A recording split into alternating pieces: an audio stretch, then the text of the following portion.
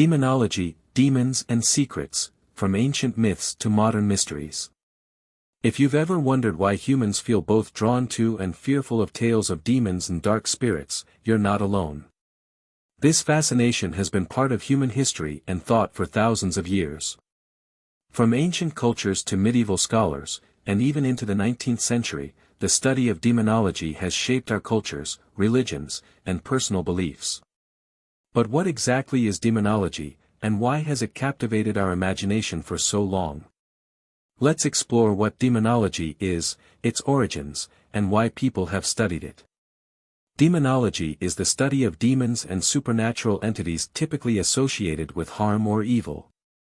Unlike ghosts or spirits, which are sometimes seen as neutral or even benevolent, demons are usually considered beings with darker intentions.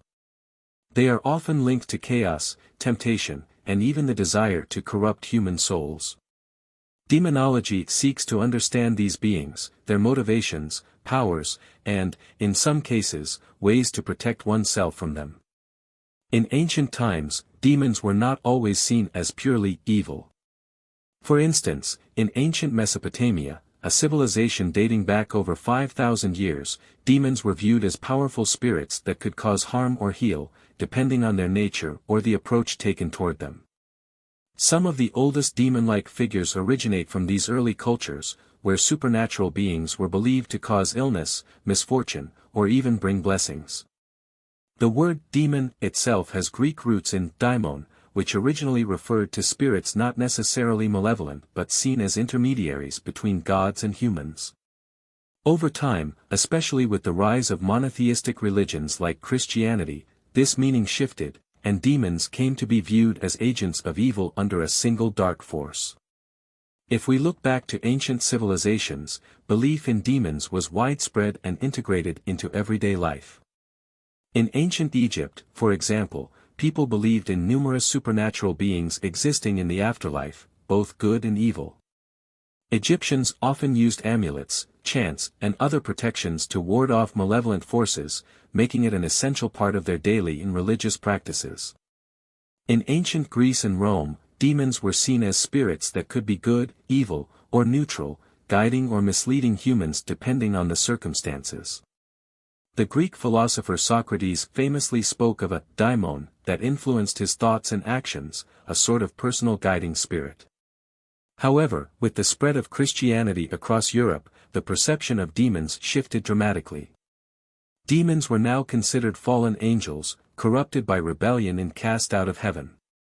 During the medieval period, European scholars, theologians, and even popes took demonology seriously, believing that demons actively worked to corrupt human souls. For instance, the Malleus Maleficarum, Hammer of Witches, written in the 15th century, was a manual for identifying and punishing witchcraft. It claimed that witches made pacts with demons to carry out evil deeds, solidifying the view of demons as purely malevolent beings opposing God. The Enlightenment in the 18th century lessened European belief in demons, but by the 19th century, the supernatural regained popularity with the spiritualism movement. People began to believe they could communicate with spirits, including darker entities, through mediums. Accounts of demonic encounters and possessions resurfaced, now seen through new perspectives involving psychology and mental health. Many wonder why anyone would study demonology, and it's a valid question. Demonology isn't just about dark beings, it's about understanding the fears, hopes, and mysteries that have driven humanity from the beginning. Studying demonology offers insight into human psychology, reflecting how we view good and evil, our most profound fears, and our grasp of right and wrong. For many cultures, demons represented the challenges people faced in life: illness, bad luck, temptations, and hardships. By giving these issues a face, a name, and a story, people found ways to make sense of the unknown. In some traditions, studying demons was also a way to gain protection. For instance, in the Middle Ages, monks and scholars memorized lists of demons, their names, and their characteristics to repel or exorcise them if necessary. Knowing about these beings was thought to shield the soul from harm. People use spells, prayers, and talismans to keep malevolent entities at bay, sometimes dedicating years to this knowledge. Today, many are drawn to demonology because it sheds light on human nature. We're still fascinated by good and evil, still haunted by the unknown, and still searching for ways to protect ourselves from harm. Demonology remains relevant, revealing as much about us as it does about the world beyond. Numerous accounts throughout history describe encounters with demons or possessions. One famous case is that of Saint Anthony, a Christian monk in Egypt in the 3rd century. He was said to have experienced terrifying visions of demons attempting to tempt him, appearing as animals and monsters in the desert.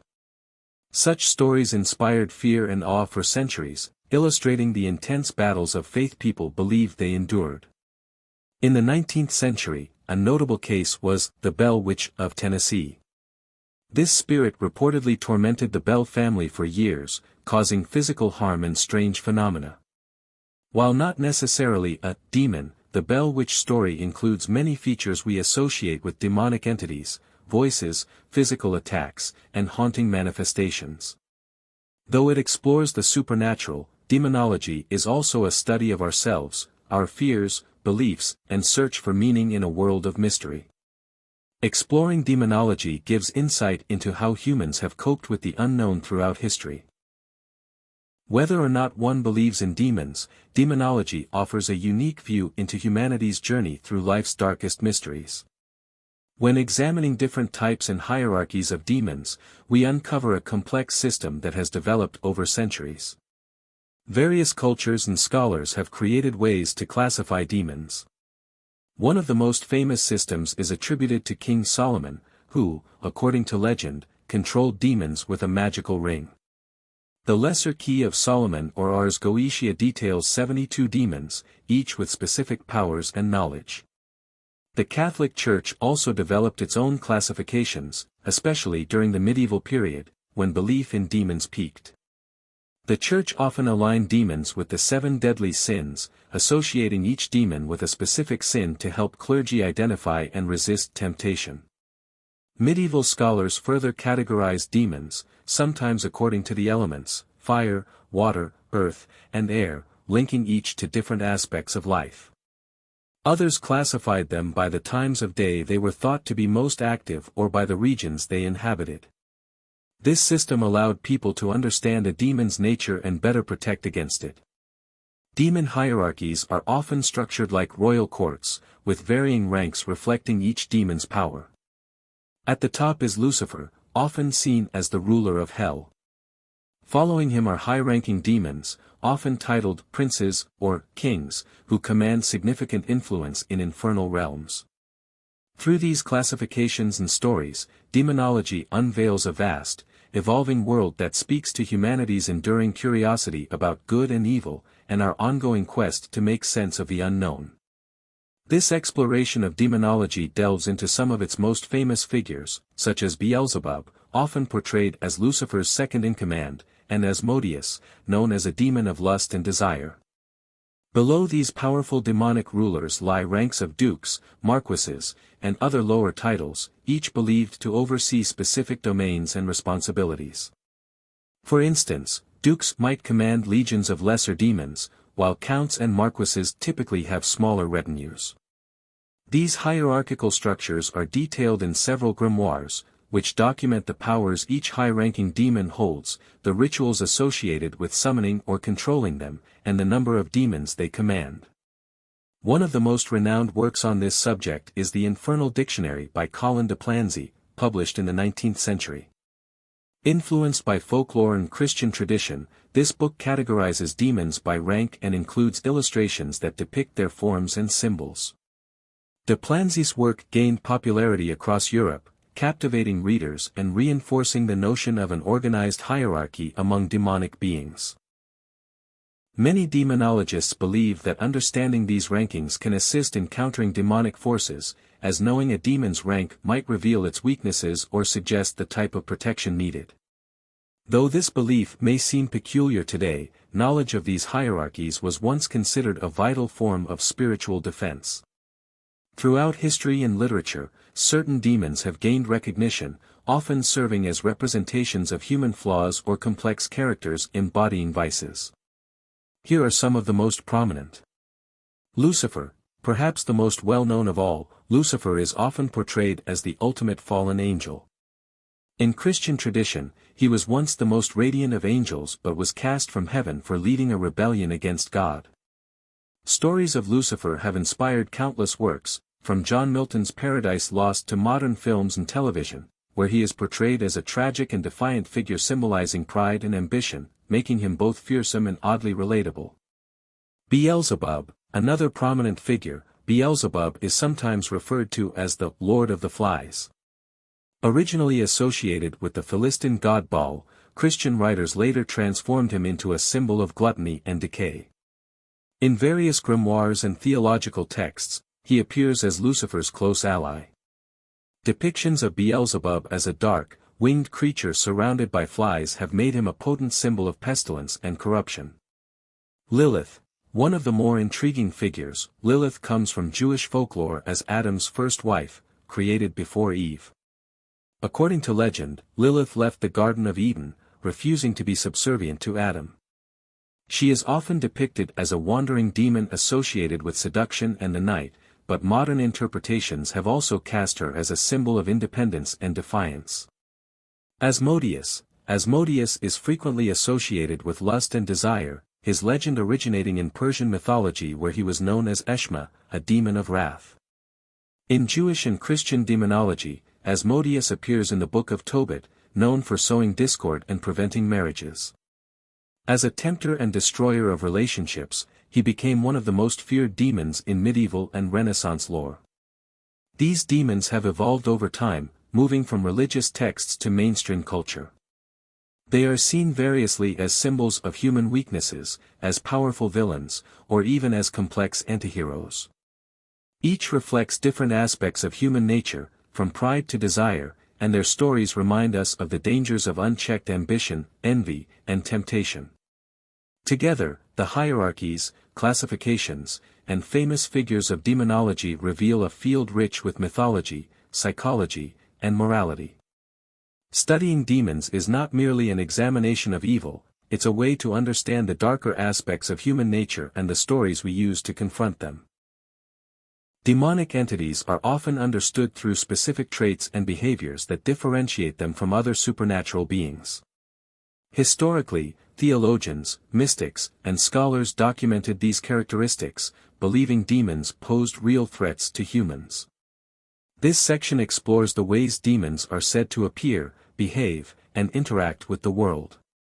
Demons are believed to manifest in a variety of ways depending on their intent, power, and circumstances.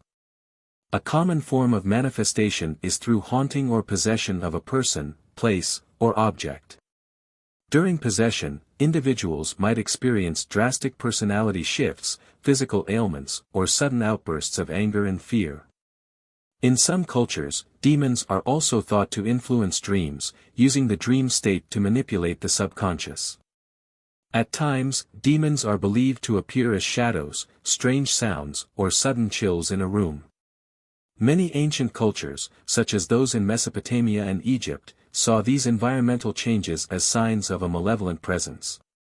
In some folklore, demons are also associated with the smell of sulfur or decay, a hint of their unnatural and corrupt nature. Additionally, demons are thought to have the ability to move objects, flicker lights, or even inflict physical harm. They're also said to manipulate emotions, often filling individuals with despair, anxiety, or intense fear. This psychological effect is especially intriguing, highlighting a connection between demonology and human psychology, possibly explaining powerful emotions that arise without clear cause. Over centuries, demons have been portrayed in various forms, shaped by the culture and era. In Christian demonology, demons often appear with grotesque features, horns, claws, wings, symbolizing their rebellion against divine order. Ancient depictions from Sumer and Babylon show demons as hybrids, combining human and animal traits to underscore their existence between natural and supernatural realms. Some are depicted with animal heads, claws, or other monstrous characteristics to emphasize their otherworldly and hostile nature. Baphomet, a well-known demon figure, is often shown as a half-human, half-goat, symbolizing misunderstood or pagan elements of the occult. Baphomet's image has endured in demonology, representing both chaos and hidden knowledge. Similarly, Lilith from Jewish folklore embodies a mix of human beauty and monstrous aspects, symbolizing the dangerous allure of evil. Symbols and sigils are another essential element in demonology. Each demon is typically linked to a unique sigil, a symbolic signature representing its power and identity. These sigils are used in rituals to summon or ward off specific demons and are commonly found in grimoires, ancient texts focused on demonology and occult practices. One of the most renowned of these texts is the Lesser Key of Solomon, which catalogues demons and their sigils, providing practitioners with instructions on invoking or banishing these entities. Generally, demons are portrayed as destructive beings with a corruptive influence, often seen as seeking chaos and feeding on human fear or suffering. In medieval Christian beliefs, demons are agents of Satan, dedicated to undermining God's creation by leading humans into sin and ruin. In this context, demons are driven by a desire to corrupt souls, gain power, and sow discord, making them adversaries of humanity. In other cultural settings, demons may have different motives, ranging from revenge to simple mischief. For example, in Japanese folklore, demons or oni can be malevolent but may also protect certain individuals or places in specific situations. While some demons enjoy causing harm, others react negatively only when provoked or disrespected. Some demonologists believe demons target humans to drain energy or to possess their bodies to experience the physical world. This desire to interact with the physical realm aligns with possession stories, where demons supposedly control individuals to feel sensations they cannot otherwise access. Many religious and cultural texts describe these spirits as entities seeking validation or existence through human suffering. In some traditions, it is thought that demons punish those who disturb them or pursue forbidden knowledge without due caution. Ancient texts often warn that those who summon demons for power or insight face tragic consequences, reinforcing a moral dimension in demonology and reminding people of the dangers of pride and the boundaries that should not be crossed. Demons are often portrayed as entities driven by revenge, chaos, and a desire to interact with the living. Through these narratives, we gain insight into deep human fears, especially the fear of losing control over one's mind, body, or destiny to malevolent powers. This is why demons are frequently depicted as manipulators, exploiting human weaknesses and desires as entry points into people's lives. Regardless of their actual existence, demonology continues to serve as a mirror, reflecting our deepest insecurities and shedding light on the complex and often dark sides of human psychology. The rituals and techniques of demon summoning have always intrigued people, drawing them into the mysterious and often perilous world of occult practices. From ancient times, those who sought to summon or communicate with demons used a range of methods, many of which were documented in well-known grimoires, or magical manuals. Let's explore some historical rituals and methods that have been passed down, as well as modern interpretations and the serious risks involved. Some of the most notable demon summoning rituals come from ancient grimoires like the Lesser Key of Solomon and Ars Goetia. These texts provide intricate instructions for contacting specific demons, detailing not only the names and symbols associated with each but also the precise actions and words needed to call them forth. In the Lesser Key of Solomon, a medieval grimoire, each demon has a unique seal or sigil used to summon it. Practitioners were typically instructed to draw the demon's sigil on parchment or metal, accompanied by a particular incantation. These rituals included specific instructions on everything from the type of candles and incense to use, to the words to recite to maintain control over the summoned entity. This practice of summoning was not limited to Europe. Ancient Babylonian and Assyrian texts describe similar rites performed by practitioners known as mashmashu, who invoked or banished spirits by performing elaborate preparations and reciting invocations addressed to certain gods or demons for guidance or power. In ancient Egypt, priests would invoke beings they considered demonic, seeking either protection or to curse enemies, using figurines and inscribed amulets to anchor these entities in a particular place. These practices reveal the lengths people went to in hopes of gaining otherworldly assistance, believing these rituals could grant them powers beyond human reach. Today, demon summoning is often viewed with a mix of skepticism, fascination, and even casual curiosity, as modern demonologists and occult enthusiasts have adapted ancient techniques for a contemporary audience. While most people approach these practices out of interest, there remains a small community of serious occultists who view these rites as spiritual engagements with real entities. Modern demonologists often interpret summoning not as a literal attempt to bring forth a physical being but as a way of engaging with the subconscious mind, confronting inner fears, or seeking self-knowledge. In this view, demons symbolize darker aspects of the self, and summoning them becomes a form of psychological exploration.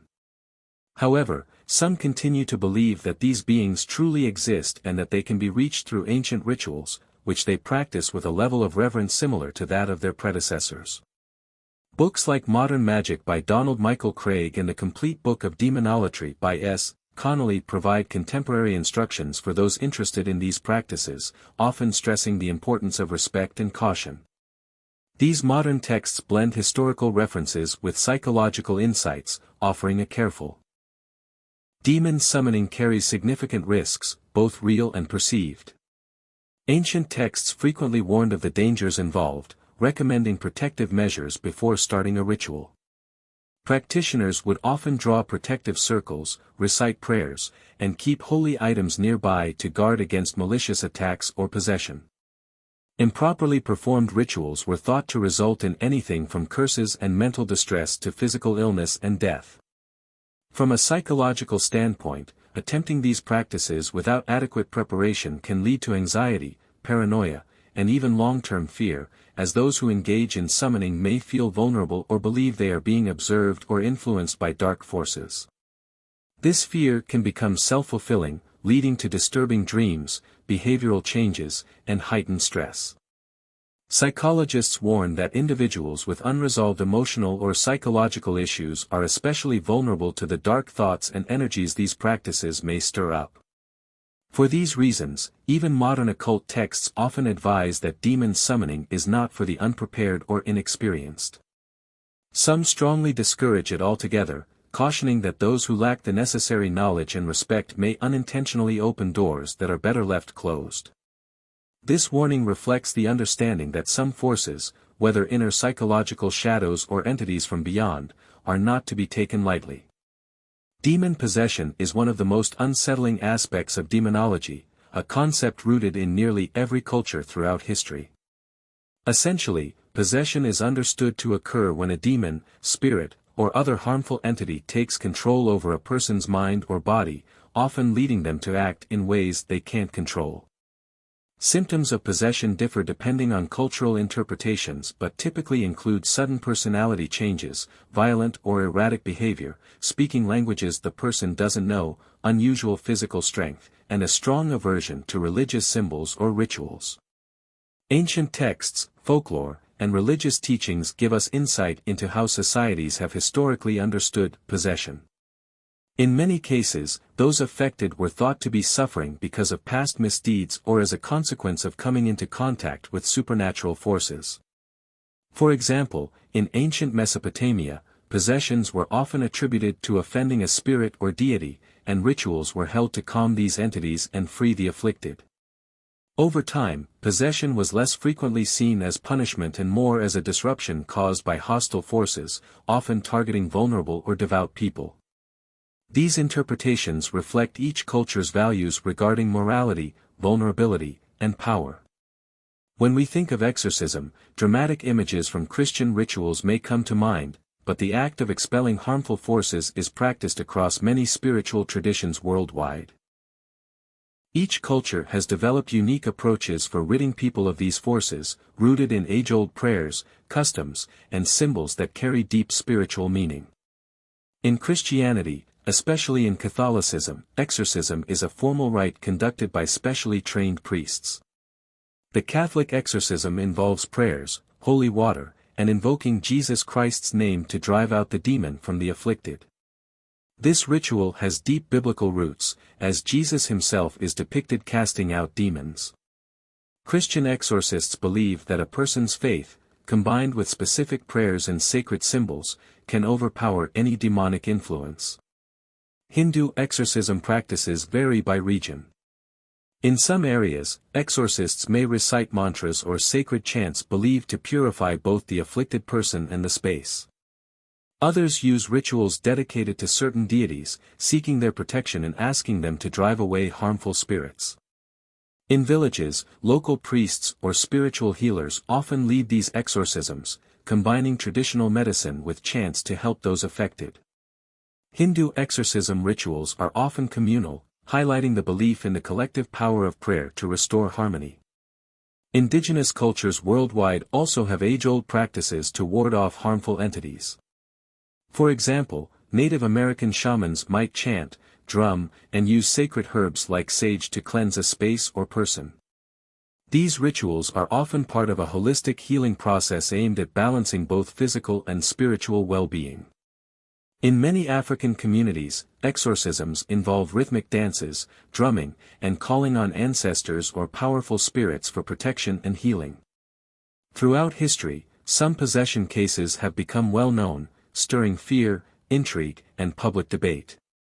These cases offer a lens into how societies understand unusual behaviors and have shaped religious practices and popular beliefs. One of the earliest recorded instances of possession is found in the Babylonian Makla texts, which detail rituals to banish harmful spirits from afflicted individuals. In ancient Greece, possessions were sometimes seen as divine punishment, with many stories in classical literature recounting individuals tormented by gods or spirits. A particularly notorious case in medieval Europe is the Loudun possessions in 17th-century France. In this event, nuns at a convent in Loudun claimed they were possessed, leading to public exorcisms and the execution of a priest, Urbain Grandier, accused of causing the possession through witchcraft. The case captivated the public, blending fears of demonic influence with societal tensions around religion and authority, solidifying links between possession, exorcism, and societal fears. In the 20th century, the exorcism of Anneliese Michel in Germany gained international attention as one of the most documented cases of modern possession. Anneliese, a young Catholic woman, exhibited symptoms like convulsions, aggressive behavior, and an aversion to religious symbols. Despite medical treatment, her symptoms worsened, prompting her family to seek exorcism.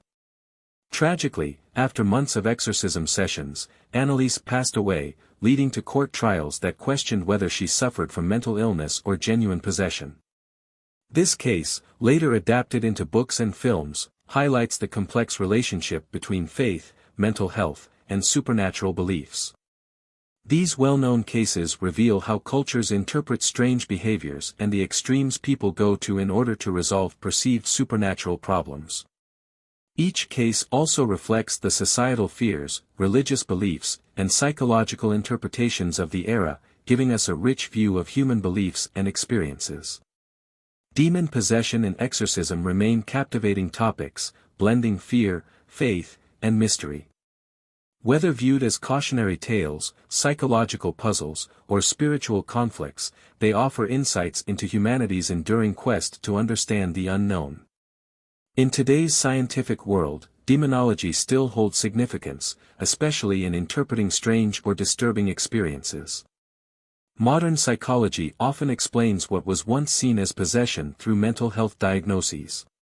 Conditions like schizophrenia, dissociative identity disorder, or extreme anxiety can cause hallucinations, strange voices, or behaviors that were once attributed to demonic influence. Many psychologists believe possession stories may stem from personal trauma, deep-seated fears, or stress that manifests in hard-to-understand ways. The scientific perspective doesn't necessarily dismiss the personal reality of these experiences. Some researchers recognize the placebo effect of exorcisms, where individuals feel genuine relief after a ritual, believing they have been cleansed. Countless cases document people who felt cursed or possessed, only to experience real relief following an exorcism. This phenomenon bridges the gap between scientific and supernatural explanations, illustrating how belief and perception profoundly shape human experiences. In popular culture, demons continue to captivate audiences. Films, books, and games use demonology to pull audiences into dark, thrilling worlds. Classics like The Exorcist and modern shows like Supernatural portray demons as symbols of temptation, evil, or forbidden knowledge while exploring deeper themes of good versus evil, internal struggles, and the dangers of seeking knowledge beyond human limits. Popular culture not only draws from demonology but also shapes it, with many getting their understanding of demons from horror movies and thrillers.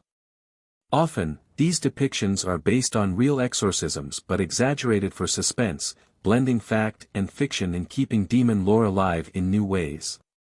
Studying demonology requires a balanced approach of curiosity and critical thinking. Healthy skepticism doesn't mean disbelief, it means questioning and seeking evidence. Skeptics remind us that not every unusual experience is supernatural and that we should be cautious about reaching conclusions. At the same time, it's essential to respect cultural beliefs. Many societies have long-standing spiritual traditions involving spirits, demons, and protective rituals that hold personal and cultural significance, even if they don't align with scientific perspectives. A balanced approach to demonology combines openness with discernment, letting us explore the subject respectfully, acknowledging that not all mysteries have simple answers. Exploring demonology isn't just about understanding dark forces, it's also about learning how people have protected themselves against them.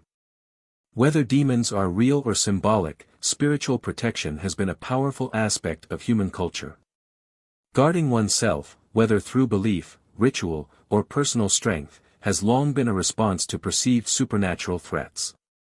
Many cultures identify certain signs as indicative of demonic or negative influences, such as sudden mood shifts, unexplainable illnesses, recurring nightmares, or a sense of being watched.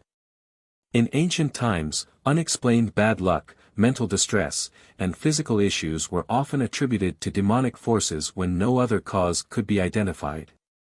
Today, while people may look for medical or psychological explanations first, some still turn to spiritual solutions for unexplained negativity.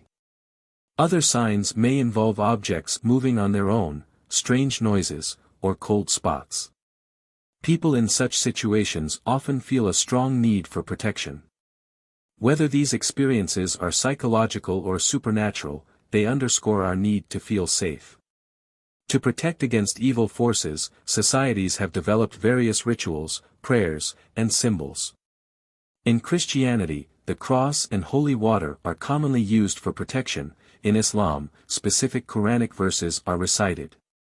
In Hinduism, mantras are chanted to dispel negativity, and in many Native American traditions, smudging with sage or cedar purifies spaces and removes harmful energies. The use of protective amulets also spans cultures. In medieval Europe, people carried medals of saints or sacred inscriptions to ward off demonic influence. In ancient Egypt, amulets with the Eye of Horus symbol protected against evil spirits. These protective objects go beyond superstition, providing reassurance and empowering people against unseen forces. Another common practice is space cleansing. Many cultures believe that burning herbs or incense can help clear away unwanted energies. For instance, in traditional Chinese culture, firecrackers are used during New Year celebrations to drive away evil spirits. These rituals remind us that people have always sought ways to create a peaceful and secure spiritual space. Demonology is an intriguing field, rich with complex ideas and powerful stories that have sparked human curiosity for millennia. It isn't simply a dark topic to fear or avoid. With an open mind and a respectful understanding of cultural and historical context, demonology can be a valuable tool for personal growth, historical insight, and spiritual exploration. For those drawn to this study, demonology provides insight not only into the supernatural but also into the human psyche. It teaches us about our potential for both good and evil, the shadows we carry, and the light within that pushes against them. Whether you're a casual reader, a spiritual seeker, or an academic researcher, remember that demonology, like any subject of deep inquiry, is a journey. It speaks to our most profound questions and may reveal as much about our own humanity as it does about the supernatural. If you enjoyed this book, please subscribe, like, and share. Your support allows us to keep bringing valuable insights to those who seek them. Stay tuned for more readings and updates, and thank you for being here.